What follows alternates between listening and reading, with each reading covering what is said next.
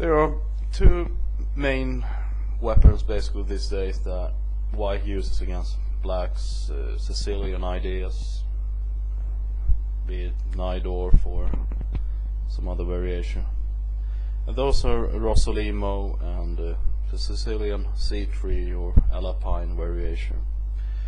The game I'm about to show you, although I won't go through the whole game, was one that I played against a strong engine, Qa5, and I've talked about that engine before, but like I said, I won't go through the whole game. And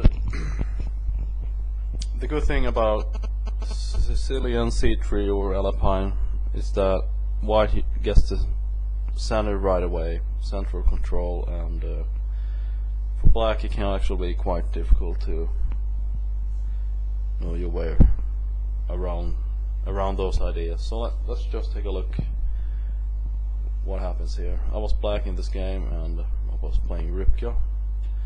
So the first move of course is e4.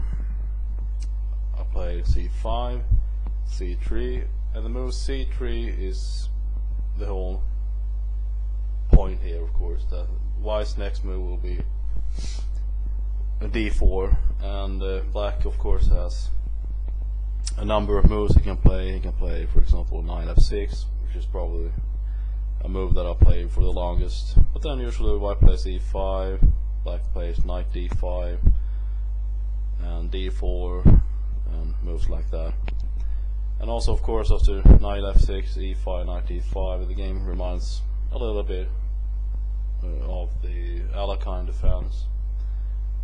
Usually if, in some variations of course, the white bishop comes to c4 and kicks off the knight on d5.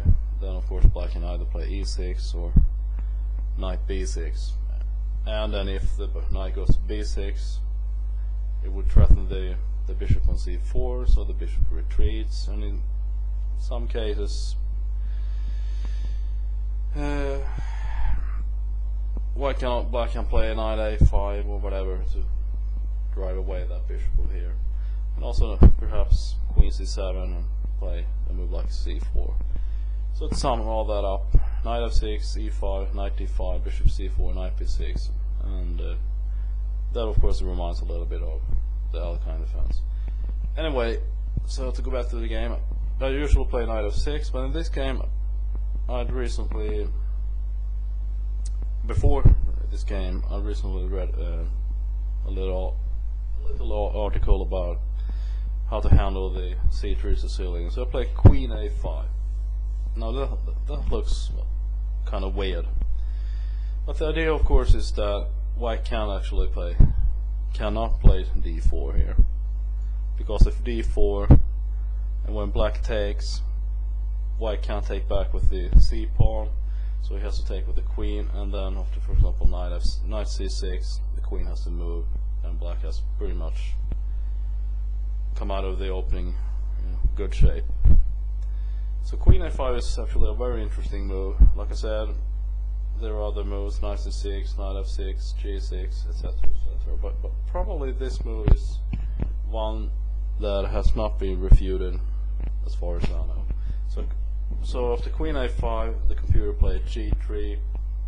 Of course, realizing that d4 is not possible due to the pin on the c3 pawn. So I play knight c6. Bishop g2, knight f6, knight e2, h5, h5 with the idea of course to play h4 and perhaps even h3 depending on how white plays. So h5, h3, h4, g4, knight e5, threatening to play knight d3 check, d4, c takes d4, knight takes d4, and again of course it's not possible to take, as you can see, with the pawn, e6, castles, d6, and white has of course the threat to play f4, a little bit annoying. So d6, knight a3, and the idea of course is that play f4, and then when the knight moves, play knight c4 and harassing my queen on a5, which of course at this point is not very well placed.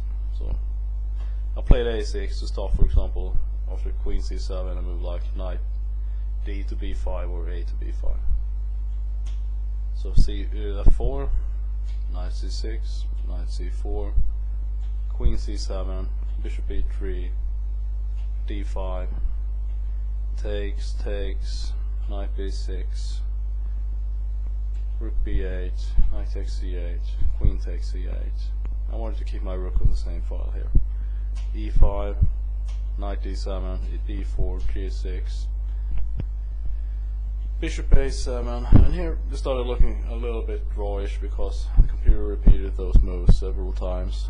So I just came to bishop b7, queen d3, rook b8, bishop a7, rook 8, rook a8, bishop d4, rook b8, and I played knight f8 to control these squares over here. So we're just, I don't have much time to actually talk about these moves, only I have a limited time here. So knight d7, bishop d4, bishop b6, rook a to b1, and let's just go to the decisive moment, basically.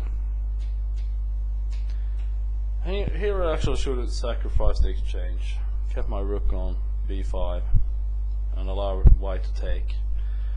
I didn't do that, so I moved to b7, which was actually a bad idea. I still have the option to play rook b5, king d7, and here white plays a very good move, b5, forcing something to open up. And of course the main threat is to play queen e7 or queen d6 check. So I played a takes b5, bishop takes b5, rook c7, and the game ended actually in a loss for me, so I resigned on move 56.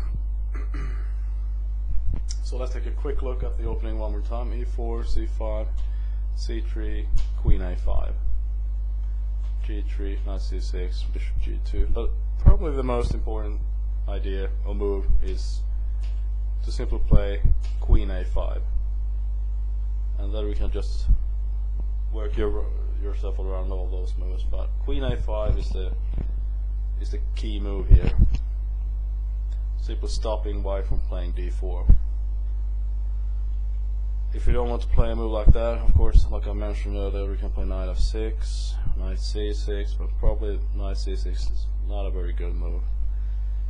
So, an idea for your games: queen a5, if you want to mix things up for white and make the game more interesting and perhaps even more complicated. Okay, enough for me. Thanks.